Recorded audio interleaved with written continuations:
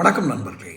தமிழக முதல்வர் ஸ்டாலின் அவர்களுக்கு நாம் ஒரே ஒரு கேள்வியை முன்வைக்கிறோம்.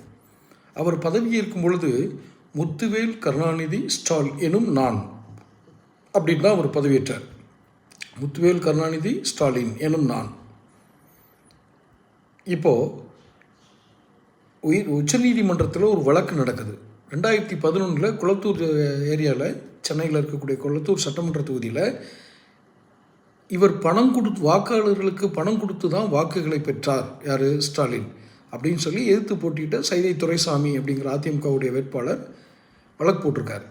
நாம் வழக்கு என்ன வேணாலும் இருக்கட்டும். ஏன்னா வழக்குக்கு ஆதாரங்களை அவங்க கொடுக்குறது ஒரு வாகனத்தில் பணம் பிடிபட்டது, கேட்டால் திமுக பிரமுகர் வீட்டிலேருந்து வந்துச்சுன்னு சொன்னாங்க, அல்லது அவர் தான் கொடுத்து அனுப்பிச்சிருக்காரு அப்படின்னு வாதிடுறாங்க.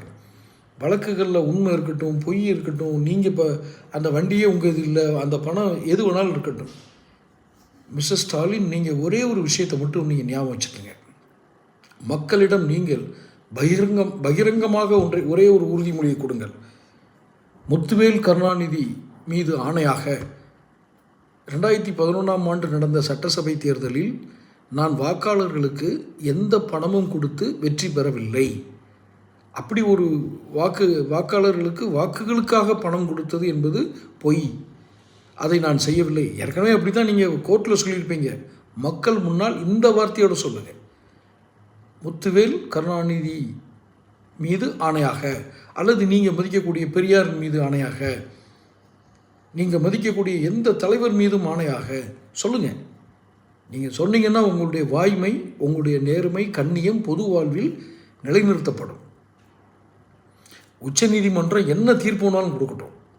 ஆனால் நீங்கள் மக்கள் முன் சொல்கிற இந்த வார்த்தை தான் உங்களுக்கு மரியாதை கொடுக்கும்.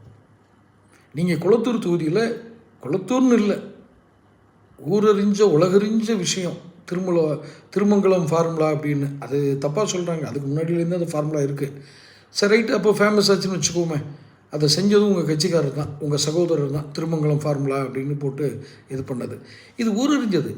யார் ஒருவர் சட்டத்துக்கு புறம்பாக பணம் வாங்கும்போது கேமரா வச்சு கையெழுத்து போட்டு அக்ரிமெண்ட் போட்டுலாம் வாங்க மாட்டாங்க. அதனால தான் கேட்குறேன், திரும்ப திரும்ப சொல்கிறேன் அந்த வார்த்தையை. நீங்கள் விரும்பும் தலைவரின் மீது ஆணையாக, நீங்கள் விரும்பும் தலைவர், நீங்கள் விரும்பும் ஒரு ஆன்மாவின் மீது ஆணையாக நீங்கள் ஆணையிட்டு சொல்லுங்கள். நான் 2011 குளத்தூர் தொகுதியில் வெற்றி பெறுவதற்கு வாக்காளர்களுக்கு எந்த வாக்கு சீட்டிற்காக எந்த பணமும் என் சொந்த பணத்தை கொடுக்கவில்லை, இல்லைன்னா வேறு யார் பணத்தையாக கொடுத்தேன்னு சொல்லிடாதீங்க. உங்களால் தைரியமாக சொல்ல முடியுமா? தொடர்ந்து பேசுவோம். சேனலை சப்ஸ்கிரைப் பண்ணிக்கங்க.